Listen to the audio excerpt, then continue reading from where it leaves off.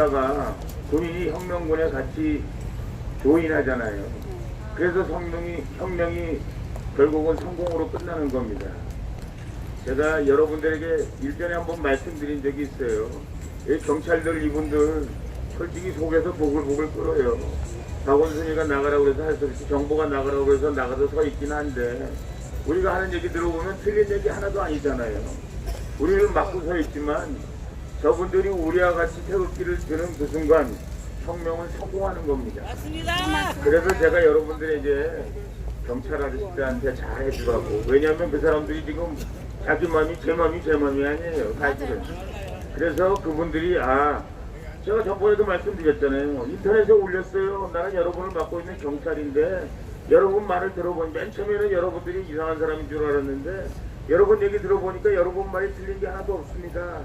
제가 맡고 있지만 제 마음은 여러분 편입니다. 여러분을 맡고 있는 경찰 이렇게도 왔다니까요. 그러니까 여러분들이 저분들한테 적대감을 가질 필요는 없다. 저분들이 여러분과 같이 태극기를 들 것이다. 틀림없이. 그래서 혁명이 성공적으로 이루어질 것이다 라는 말씀을 드립니다. 또 아까 우리 조원진 대표도 말씀하셨습니다만 그동안 여기 태극기가 얼마나 많았어요. 지금 태극기마다 자기들끼리 지금 난리가 났어요. 언제 우리 이 애국당을 중심으로 해서 만들어진 이 우리 공화당이 언제 어떻게 조인을 해야 되느냐. 들어가면 우리가 찬밥 아니냐. 우리도 열심히 했는데 우리를 어떻게 예우할 거냐. 지금 이 순간에도 지금 여러 군데서 그런 얘기들을 하고 있다. 그래서 저희는 제가 별별 얘기를 다 합니다. 하여간 어쨌든 우리는 대한민국을 바로잡는다는 우리는 그 인력밖에 없기 때문에 우리가 사리사욕을 지금 갖고 있는 것도 아니고 박근혜 대통령 탄핵 잘못됐다는 걸 지금 인정하게 하고 이 정부가 인정하게 하고 촛불 쿠데타에 의해서 정치 테러를 했다는 것을 당신들이 인정하고 그래야만 우리 대한민국이 바로 설 뿐만 아니라 니들도 무사하다.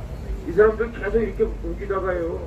나중에 태극기 혁명군에 의해서 자기들이 다 사로잡히게 되게 되면 자기들의 말로는 어떻게 되려고 해요? 한 350년 살고 싶어요. 네? 지금 상황이 그런 상황 아닙니까? 지금 하고 있는 일들이 지금 박근혜식 탄핵으로 따지면 이 사람들은 정말 무기징역 받아야 될 사람들 아니에요. 그렇기 때문에 사실 대신 이 사람들도 굉장히 고민을 많이 하고 있습니다 하는 말씀을 드리고요. 지금 우리 오늘 아까 얘기한 그 애국대형 말고도 우리 태극기를 든 사람들, 그래서 저희가 행진할 때 막편에서 우리 보고 손을 들고 그런 사람들이 있잖아요. 그리고 우리들한테 정말 우리한테 좋은 감정을 가지고 있고 우리와 같이 하고 싶은데 그동안 해온 여러 가지 때문에 좀 주저주저 하는 사람들, 여러분들이 형님이니까 따뜻한 마음으로 맞아주셔야 되고요.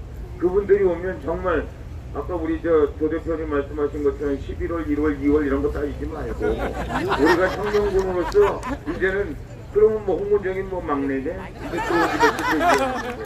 그런데 저희도 사실은 한국당 내에서 열심히 싸맸어요. 그리고 조원진 대표 국회에서 이거 단식 투쟁하면 그래도 우리가 밤에 가가지고 조원진 대표 막 격려하고 그랬다니까요. 항상 말씀드렸잖아요. 제가 이중당적자라고. 네. 사실은 제가 조원진 대표 사실은 혼자 나와가지고 얼마나 고생 많았어요. 제가 이미 어제도 정말 마음에서 우러나오는 감사합니다. 고맙습니다. 이렇게 정말 우리 태극기를 사랑하는 애국 세력을 이렇게 잘 모아주셔서 감사합니다. 제가 그 말씀 드렸는데 정말 여러분 대단한 일을 하신 건데요. 그래도 우리가 한국당에서 여러 사람들이 지금도 사실은 언제든지 저 만나면 제일 한국당 당원들, 국회의원들 중에서 제일 무서워하는 사람이 저예요. 왜냐하면 제가 얘기했잖아요. 우리 조원진 대표님께 너는 정치 그만해야 되겠다. 그러면 잘 끝나니까. 그렇잖아요. 제가 여러분들한테 일러가지고 쟤는 좀 끝내야 되겠습니다. 그러면 여러분이 끝내주실 거잖아요. 네. 그래서 저를 무서워하는 거지 달래 무서워하는 거겠습니다. 그러니까 여러분 우리가 분명히 이긴다는 말씀 제가 드렸고 수많은 지금 태극기 애국 세력들이 우리하고 어떻게 연대를 할까? 솔직히 황교안 대표 어떻게 잘 할 수 있나? 그동안 간을 좀 봤죠. 근데 황교안 대표 보니까 안 되겠더라고요. 정말 안 되겠어요. 우리 김무성 대표하고 만났다고 얘기하는데 김무성 대표가 뭐 기자들 얘기를 들어보니까 뭐 공천 다 내놓으라고 그랬대요. 비상대책위원회 만들기 전에 빨리 공천 다 내놔라. 그 공천 다 뭐예요? 탄핵 찬성한 사람들이거든요. 잘해보라고 그러세요. 탄핵 찬성한 사람들 반성하지 않고 만약에 자기들이 한국당 뭐 어떻게 해가지고 나오면 저는 정말 100% 자신할 수 있습니다. 단 한 놈도 우리 대한민국의 국민들이 그 사람들 선택 안 합니다. 누가 당선되겠어요? 그런데 황교안이라는 사람이 맨 처음에 들어와서 탄핵 이거 잘못된 거다. 박근혜 대통령 억울한 거다. 탄핵 바로 접어야 된다. 백서 만들어야 된다. 그렇게 얘기했으면 조원진하고 제가 도와줬을 거 아니에요. 황교안. 네? 그래서 정말 자기 그 대표 잘 해먹을 수 있고 또 우리가 애국세력에 합칠 수도 있었는데 이 양반이 계속 해먹짓 하다가 결국 이렇게 된 겁니다. 뭐 아까 우리 조 대표도 얘기했는데 이제 한국당 욕하지 좀 하시죠. 자꾸 망하는 집에다가 괜히 우리 때문에 망했다 그럴 거 아니야. 이들이 스스로 망했는데 우리 때문에 망했다 그럴 거 아니야. 뭐라고 얘기할 것도 없어요. 여러분 지금 위원장들 서울에 있는 위원장들 전직 국회의원들 현직 국회의원들 할 거 없이 맨날 3, 4, 5 모여서 언제 우리가 어떻게 탈당할 거냐. 우리가 어떻게 여기 우리 공화당에 이렇게 잘 모여야 자기들이 정치 생명이 좀 살아날 수 있을까. 그런 얘기 지금 하고 있는 게 여러분 대한민국 지금 방방곡곡에서 한국 당원들은 당원들대로 국회의원은 국회의원대로 위원장들은 위원장대로 지금 환장하겠다니까요. 가긴 가야 되겠는데 옛날에 우리한테 잘못한 거는 있고 잘못한다고 빌면 언제 받아줄까 뭐 이런저런 고민하면서 계속해서 지금 언제 우리하고 같이 우리 공화당 여러분들과 같이 우리 대한민국의 미래 자기들도 조금이라도 일조할 수 있을까 고민하고 있는 사람이 지금 대한민국의 방방곡곡에 있다. 우리 한국당이 그런 의미에서 참 여러 가지로 고민이다. 저기도 완전히 망가지면 안 되는데 그런 고민도 있어요. 저희가 전략상 하여간 어찌되었든 우리가 주류입니다. 지금 저 여당 있잖아요. 민주당에서 이제 이거 이런 얘기는 제가 공개를 해도 되는지 안 되는지 모르겠습니다만 국회가 지금 문 닫아 있잖아요. 저희들한테 물어본다니까요. 우리 공화당 당원 우리 국회의원 딱 2명밖에 안 되는데 공화당 언제 들어오시나요? 여당 대표가 한국당한테 물어보는 게 아니라 우리한테 물어본다니까요. 왜냐하면 우리가 들어가야 야당 진정한 야당이 자기들과 같이 국회를 운영하겠구나 한다는 것을 국민한테 알릴 수 있기 때문에 전화하는 거 아니겠어요. 그래서 제가 항상 잘난 척합니다. 우리 태극기 선생님들이 이렇게 호락호락하지 않기 때문에 그분들이 가라 그래야 가는 거기 때문에 좀 기다려봐라 이놈아. 어떻게 될지 모르겠다. 그리고 제가 우리 박원순 시장 얘기하는데 아까도 제가 잠깐 말씀드렸습니다마는 우리 박원순 시장이 어떻게 보면 이 사람도 불쌍한 사람이에요. 솔직히 말이죠. 자기가 마음대로 여기 우리 텐트에 마음대로 오겠어요? 못 오죠. 야, 청와대 가가지고 저희도 왜 왕년에 여당 안 해보나요? 다 해보죠. 이 중요한 일은 청와대에서 사실 지령받는 거나 마찬가지예요. 그래서 청와대에서 이렇게 하라 그러면 이렇게 하고 저렇게 하라면 저렇게 하고 사후 보고하고 아마 제가 보기에는 우리 장면 하나 첫 번째 장면이 이런 걸 겁니다. 박원순 시장이 청와대 들어가가지고 쟤네들 뭐 텐트 몇 개 탔는데 우리가 깡패 동원해가지고 쫙 하면 저것들 꼼짝 못할 겁니다. 그 다음서부터는 그 할아버지 할머니들 뭐 이런 사람들 몇 명하고 조은진이하고 홍문정이하고 뭐 어떻게 하면 꼼짝 못할 겁니다. 그렇게 아마 얘기했을 거예요. 그게 씬 넘버 원. 그러니까 그럼 청와대가 그럼 더 책임질 수 있어요. 예, 책임질 수 있습니다. 제가 가서 내일 깡패 동원해가지고 싹 해버리겠습니다. 그러면 아무 문제 없습니다. 2억만 있으면 됩니다. 그렇게 했을 거예요. 하고 나서 보니까 그 다음에는 사람들이 더 많이 불어나거든. 그리고 텐트가 더 많이 치거든. 그 다음에 그 텐트 이제 자기들이 했잖아요.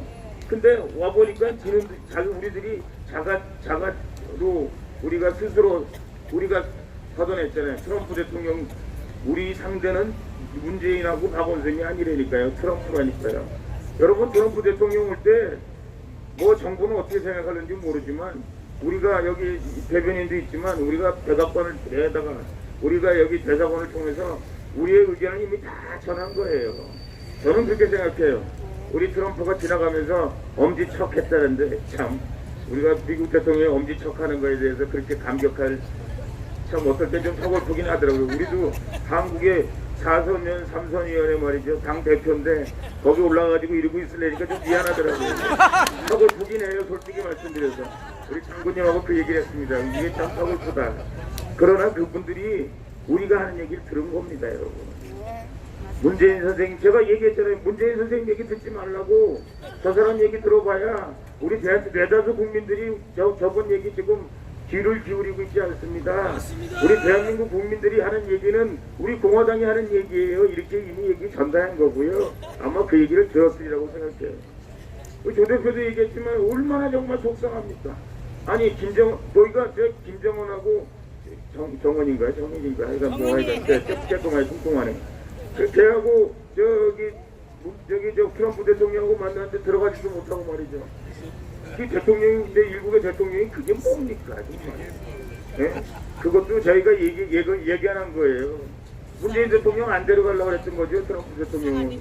근데 문재인 대통령이 그 자리에 사진이라도 한 장 안 찍고 얼마나 창피해요.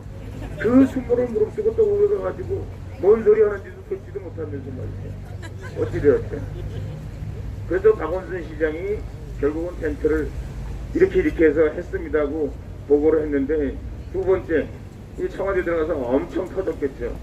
네가 그거 철거하면은 다시는 못 나타날 거라고 그러더니 텐트 더 큰 거 쳤다며. 그리고 네가 철거하니까 걔네들이 먼저 철거했다며. 네? 너 이제 어떡할 거야? 그러니까 박원순 선생이 또 그랬을 겁니다. 넘버 3 저희가 거기다 나무를 왕창 심어가지고 여러분들 좀 못 오게 할 겁니다. 나무 심고 경찰 좀 뺑뺑 돌리면 못 올 겁니다. 그랬더니 조원진 대표가 몽골 텐트를 치겠다고 또 난리를 치고 있거든요. 가만히 자기들이 와서 보니까 이거 몽골 텐트 치면 치겠거든. 아까 우리가 보여줬잖아요. 텐트 치면 칠 것 같은 거 보여줬잖아요. 자기들은 지금 머리털 빠집니다. 이번 주말까지 텐트를 치겠다는데 청와대에서는 이 새끼야 네가 책임진다 그래놓고선 넌 무슨 짓 하는 거냐 그럴 거고, 박원순이 책임은 진다 그래놓고 우리가 토요일날 말이죠 수만 명이 모여서 여기서 탄핵무효 외치고 있는데, 만약에 거기 수만 명 그 본중들이 텐트 치는데 자기가 거기 덤볐다가 무슨 아이고 정말 끔찍하잖아요. 예? 그래가지고 정말 우리가 텐트 더 많이 치는 건 물론이고 거기 우리 모이는 사람들이 10만 명 20만 명 모이면 정말 이들 정권 넘어가게 생겼는데, 여러분 이거 정말 엄청난 일입니다. 그래서 아마 자기들이 지금 머리 빠지고 있을 거예요. 뭐 대한민국에 있는 몽골 텐트를 다 없애나, 아니면 여기서 자기들이 먼저 텐트 치고 잠자나, 뭐 별별 생각 다 하고 있을 겁니다. 예. 그런데 저희가 전략 전술은 자기들보다 훨씬 낫거든요. 왜냐하면 여러분들이 애국 시민이기 때문에. 저놈들은 할 수 없이 하는 사람들이고 우리는 나라를 사랑하는 마음으로 하는 거기 때문에. 제 말이 길어져서 죄송한데요. 한 가지만 더 말씀드릴게요. 여러분, 우리가요 최순실이 타블렛 PC, 최순실이 것도 아닌데 최순실이 꺼려가지고 거기에 있는 내용을 왜곡 조작해서 사실은 그 대통령이 탄핵의 단초가 된 거 아니겠습니까? 근데 사실은 망짱 다 거짓말이었잖아요. 그렇죠? 대통령, 이건 정말 자유민주를 신봉하는 선진 민주주의 국가에서 있을 수 없는 일을 저놈들이 한 거예요. 에? 제가 그랬어요. 야, 니들이 정권을 가지고 가고 싶어도 그렇게 정권을 가지고 가서는 부메랑으로 니들한테 돌아간다. 결국 그래서 우리 애국 시민들에 의해서, 우리 애국 혁명군에 의해서 지금 자기들이 또 다른, 자기는 촛불 구태타를 했는데 촛불 구태타가 지금 혁명군에 의해서 꺼지게 돼 있는 거예요. 그래서 자기들은 지금 긴장하고 있는 겁니다. 이 애국 텐트가. 이분들 진상 규명하는 거 이게 어려운 게 아니에요. 태블릿 PC가 어려운 게 아니라 태블릿 PC 때문에 대통령이 탄핵된 것처럼 이걸로 또 자기네 정권이 무너질 수 있다 이렇게 생각하기 때문에 우리 대한민국의 많은 사람들이 아까 갈 때 택시 운전수 저기 우리 지나가는 차 태극기 막 흔들면서 박수 치는 거 보셨죠? 네. 그분들이 다 그런 마음을 가지고 계시는 거예요. 우리 이른바 보수 우파 국민들은 저 텐트 절대 철거하지 말라는 거거든요.